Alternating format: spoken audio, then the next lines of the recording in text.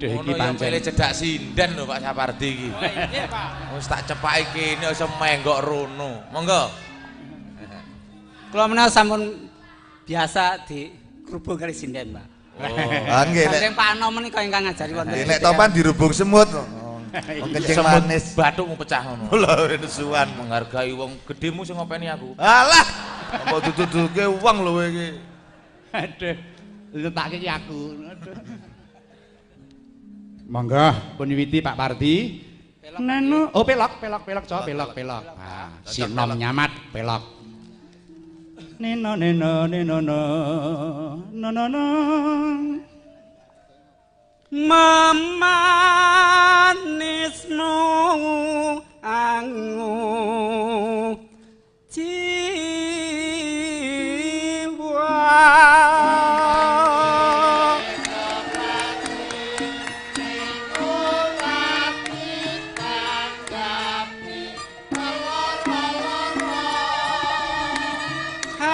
gawe ruci tenggale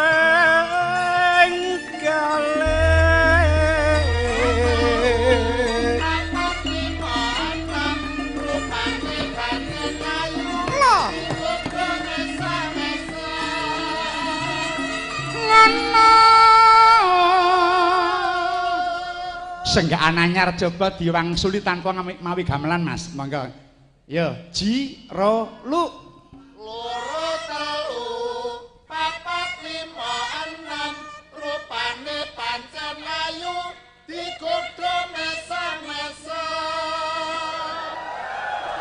kuwi wong edan lho kok malah wong edan wong edane mau mesa-mesa plengah-plengeh monggo lanjut cara apa kang sinatya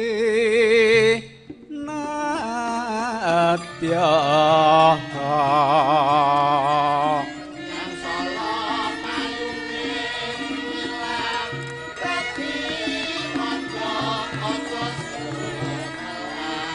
diopeni topan upama mundut daragni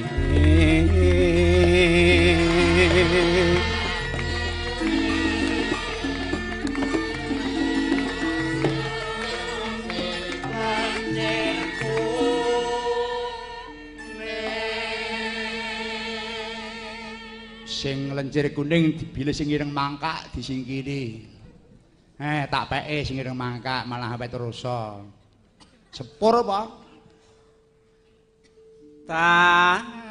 tartamtu tatu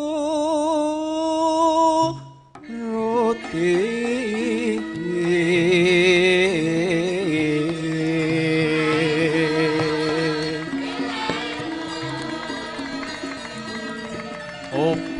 upamana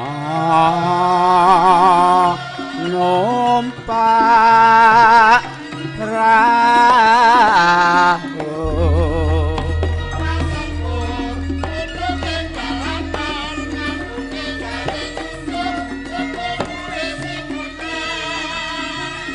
ocor ya diwangsuli Mas iki sing gak anyar kok ji ro lu numpak sepur mudhun ing balapan ngakune jare jujur sepur duwe simpenan kuwi Mas lesus aja nyang ndi lho Druk kaya ngerti Ya ono parian anyar Yan. apa Abang-abang. Abang. Kok sing dibahasane abang terus Lah terus piye takon aku kuwi? lho lah wong sing miwiti kono kok Lah nggih tak kula dhisik. Heeh. Engko nek sing biasa engko ben ditembangne karo Mas anu kae. coba. Abang, ora legi. apa Gatot bae. Wong kedanan ora dadi petot bae. beli nembang piye kuwi Kuwi nembang ya angel lho pan kok ya Aku apa ngawur. ene kok nganggo beke ketok orisinile beke iya ya lumampah tanpa walahan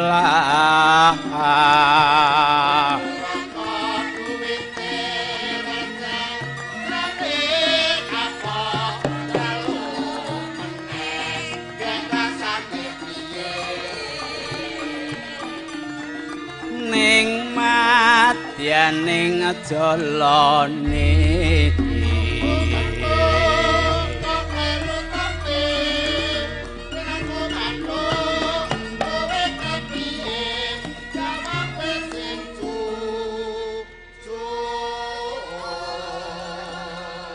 tuku gethuk kok kleru tape aku matuk lah kuwi kepiye waduh nyenengke iki senggakan Ora bener ya diterusne ngono. piye ta ora bener piye Lah Pak Parianu kita. Nggih. tuku gethuk kok kleru Lah tape iya nek kleru ya dibalekne to, kok diterusne. wong kuwi parikan kok Iki parikan, diserekal yo.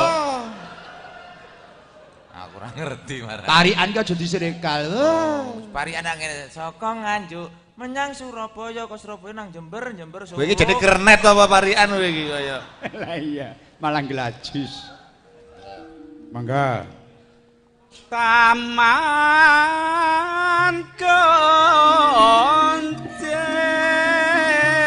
konceng akin jong hae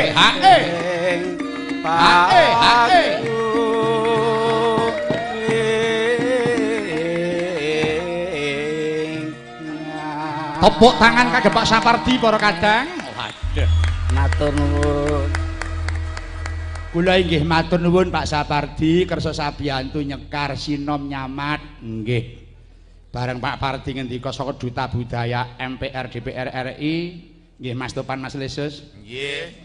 aku njur kelingan taun semono kuwi nek ora kleru pendak sura iki DPR iki wayangan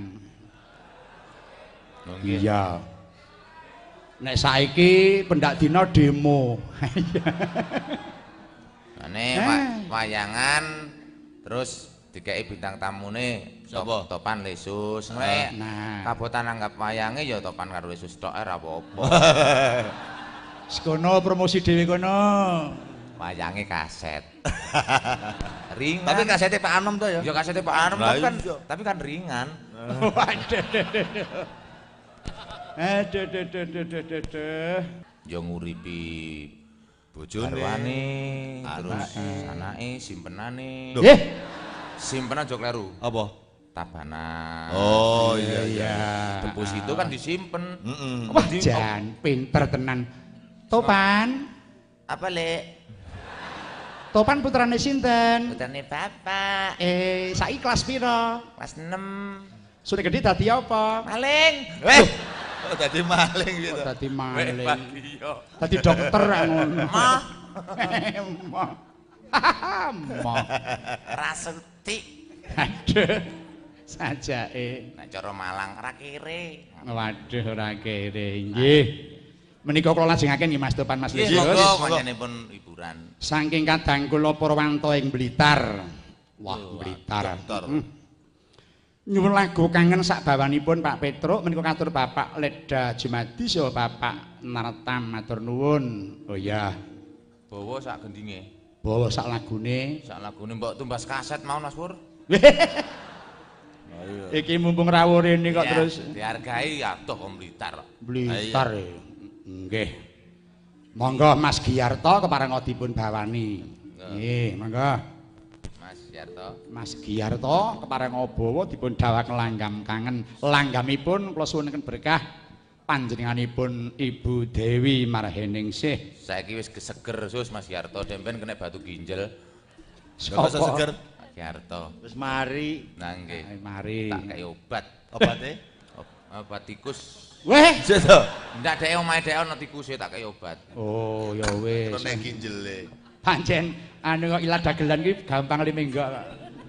Ning ra makili omongane dhewe. Nah iya. Lah dalang mewakili omongane wayang sak pirang-pirang ngene iki ndene ya dosane tambah akeh.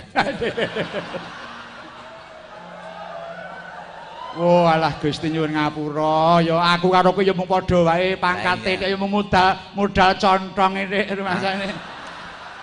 Mongkane sus yo karek titen-titenan Titenan piye? mbok dalang mbok pelawak. So Ah. nek mati sing bosok sik cangkeme sus. Seorang rayap.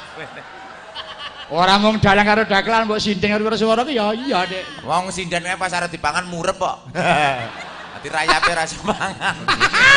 Walah kere. Ya, Mbak ya. War dipangan mengkurep. Lah iya ta. Pangan rayap maksudnya. Kuwi pancen omongane topan iki pancen. Anu, truk apa? Mateni dagelan iki hukumane pira to? Aja diwet-wet. Arep tak pateni. Ora usah dipateni wong dagelane wis entek sitok-sitok lho bendot mati. Lah iya. Dono. Ya tuh Ora sampean diperleng kok Mas diperleng. Nggih, diperleng. Monggo Mas Giarto. Ayo. Kangenku tanpa upama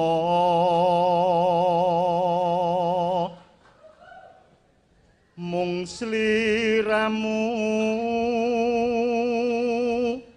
kang dadi telenging ati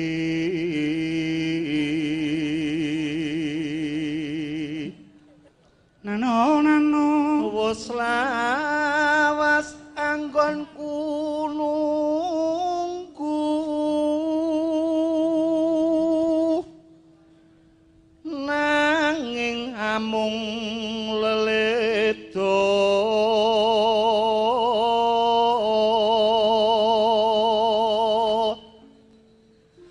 ngelingono nalika dina kepungkur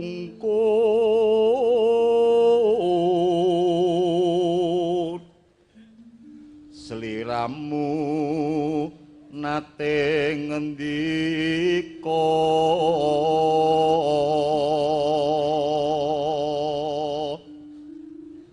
tresna lair terusing batin.